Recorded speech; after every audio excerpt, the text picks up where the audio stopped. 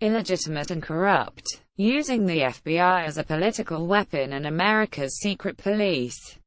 Secret surveillance, wiretapping, intimidation, harassment and threats. It's like the old KGB that comes for you in the dark of the night, banging through your door. This is Special Counsel Robert Mueller's investigation of Russian interference in the 2016 presidential elections, as seen through the eyes of news anchor and analyst Greg Darrett this week. Anyone expecting him to be challenged live on air was destined for disappointment. Fox News host Sean Hannity replied, "This is not hyperbole you are using here. It was one telling glimpse of the parallel universe that Donald Trump hopes will save him from Mueller's sprawling investigation and potential impeachment."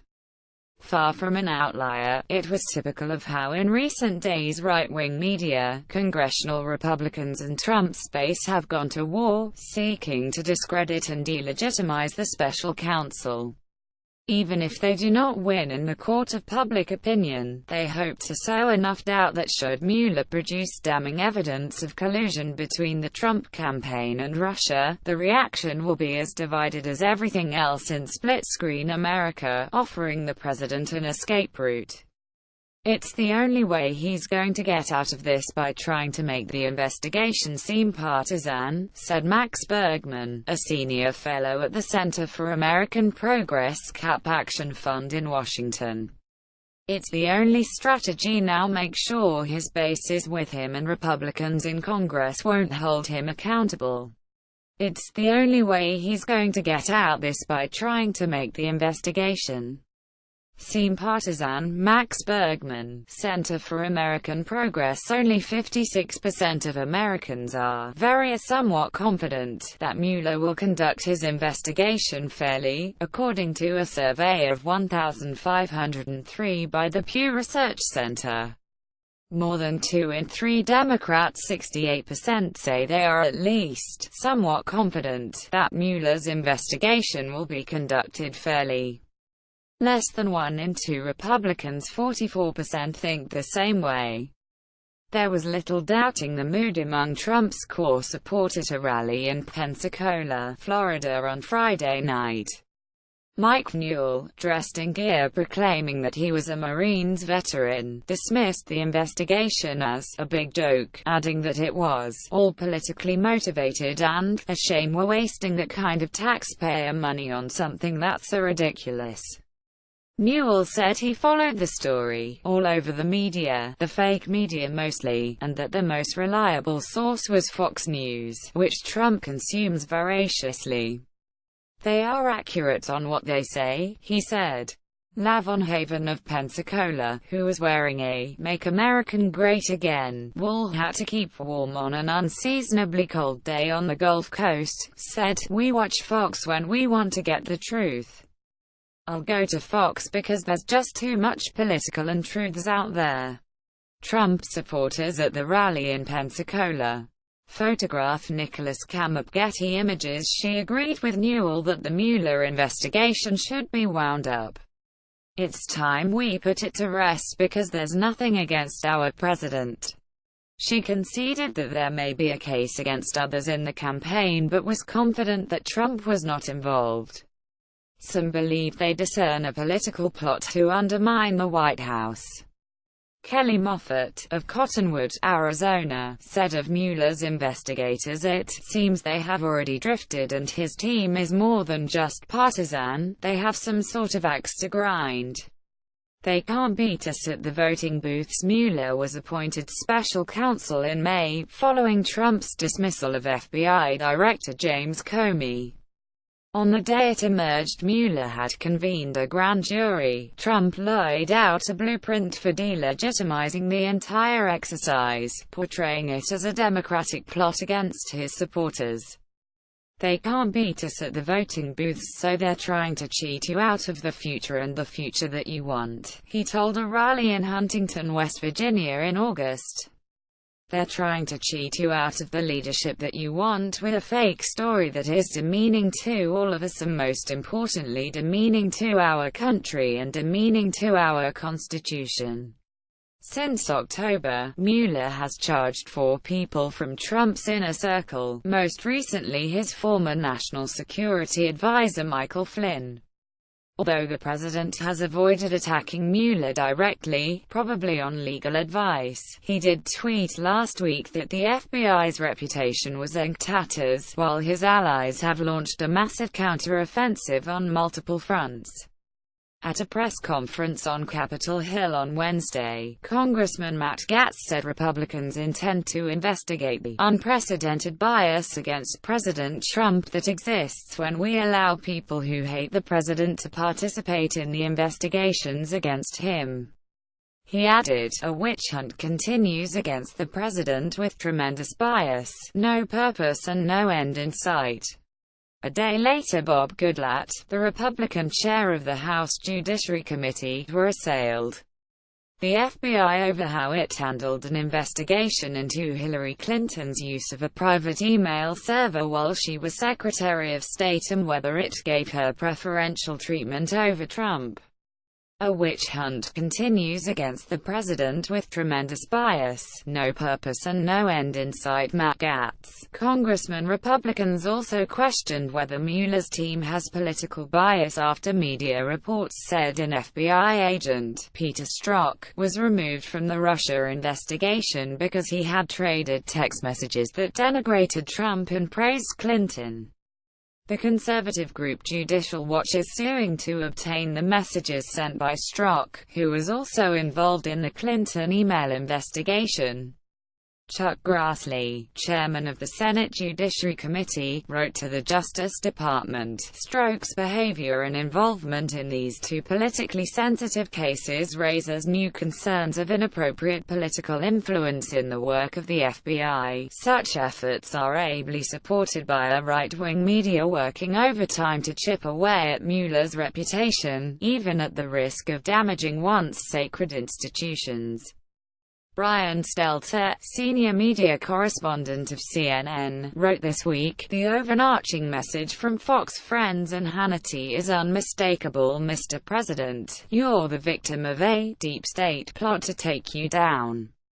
Don't let it happen." He added, "It's an alternate universe. It's as simple as that."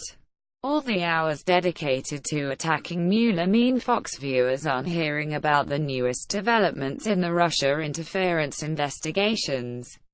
Among the examples cited by Stelter were White House Press Secretary Sarah Sanders' father, former Arkansas Governor Mike Huckabee, who told Monday's Fox Friends, "There needs to be an investigation of the investigation."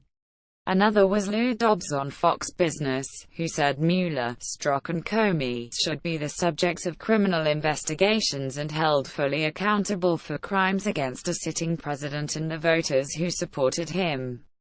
Hannity, who is close to Trump and whose show enjoys the highest ratings, said in a polemical monologue, "Let's start off with the head of the snake. Mueller's credibility is in the gutter tonight with these new discoveries. His conflicts of interests, his clear bias, the corruption are on full display.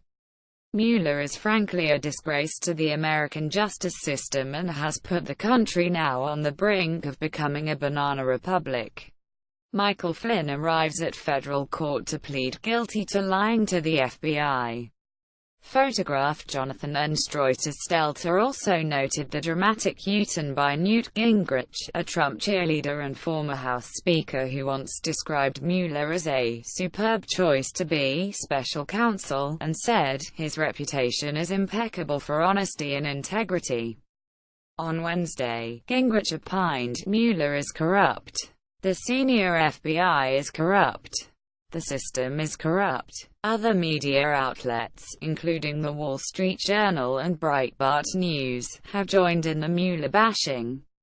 Joel Pollak, senior editor-at-large of Breitbart, contends the investigation is an attempt to undermine the legitimacy of last year's presidential election.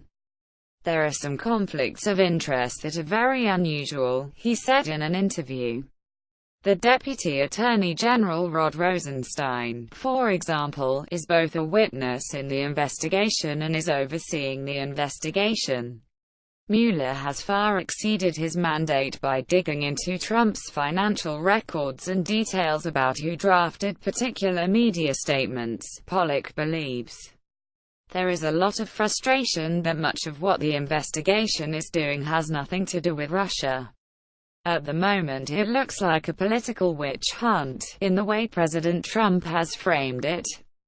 Certainly the Democrats are making no secret of using it for moving towards impeachment. They've been trying to do that for a long time. But there is nothing that warrants impeachment, according to Pollack. If Mueller merely says there was an attempt to collude, I don't think the president's supporters would abandon him. They would defend him. If Mueller says we think there was actual collusion, it depends what that collusion was. There's no statutory crime of collusion, and I think Trump's supporters would defend him. I would. If they can find an actual crime, I think people will say it's time to reckon with this. If it's something minor, like a mistake on a tax return in 2006 or something, that is not grounds for impeachment. Even if Trump did something illegal during the campaign, I think you'd find his supporters, including me, would say that is not grounds for impeachment because it was a campaign, not when he is president. The distraction machine. Bergman of the Cap Action Fund is confident Mueller will produce evidence of vast collusion and urges Democrats to press the issue with voters in 2018. There's no doubt there's a concerted Republican strategy to try to discredit the Mueller investigation, throw sand in the eyes of the public and the press and bring up all sorts of ancillary issues, he said. When the heat gets turned up, the distraction machine kicks into gear on the Republican side. This has ranged from a hunt for leakers, to a row over unmasking, to claims that Comey was politically biased, to a faux scandal over a uranium deal involving Clinton and Russia, trying to provide a Russia whataboutism. Bergman said. Now we're seeing an effort to say, oh my God, there was a Democrat in the FBI, to try to say it's all biased when Robert Mueller himself is a registered Republican, appointed by George W. Bush, who served in Vietnam. If Trump is found to have colluded with Russia, I would not be surprised if Republicans let him get away with it. Matthew Miller, ex-Justice Department. All of it could save Trump's skin, Bergman said.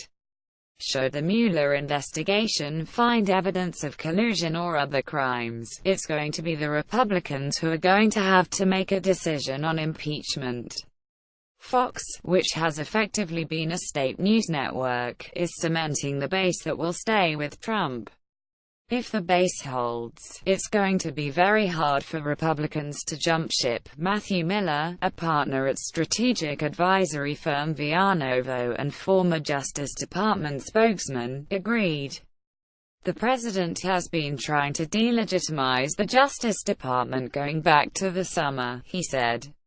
In the last couple of months we've seen the rest of the Republican Party join in and follow his lead. There have been two goals. First, to kick up dust so there is something else to talk about when the president is under scrutiny. Second, to delegitimize the Mueller investigation so the president can fire him or Congress can ignore his conclusions if he finds Trump broke the law. Mueller still has the public's trust, but I'm not sure that matters to Republicans in Congress, Miller said. They're more and more not accountable to public opinion.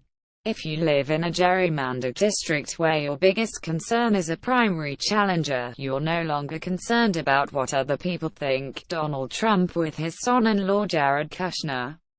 Photograph. Michael Reynolds. Trump may consider terminating Mueller sooner rather than later, Miller said.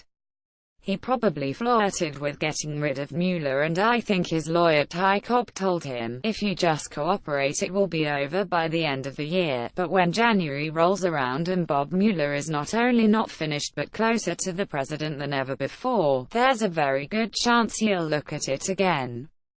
6 months ago I thought there would be a bipartisan outcry, but you only have to watch Fox News for 5 minutes to see the partisan message that Mueller is on some kind of witch hunt.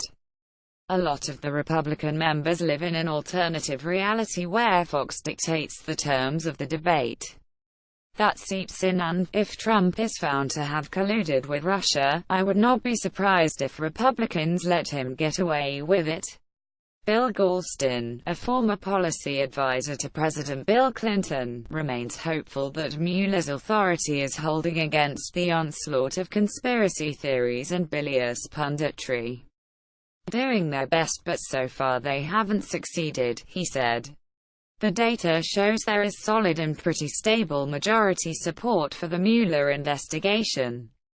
My bottom line judgment is that his recommendations will be given significant public weight.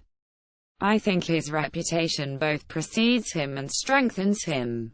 As for Hannity's diatribe, Galston, a senior fellow in governance studies at the Brookings Institution think tank in Washington, observed dryly, if you throw that kind of mud into a gale force wind, it's likely to come back in your face. I'm sure Mr. Hannity knows a disgrace when he sees one, and that's in the mirror when he shaves every morning.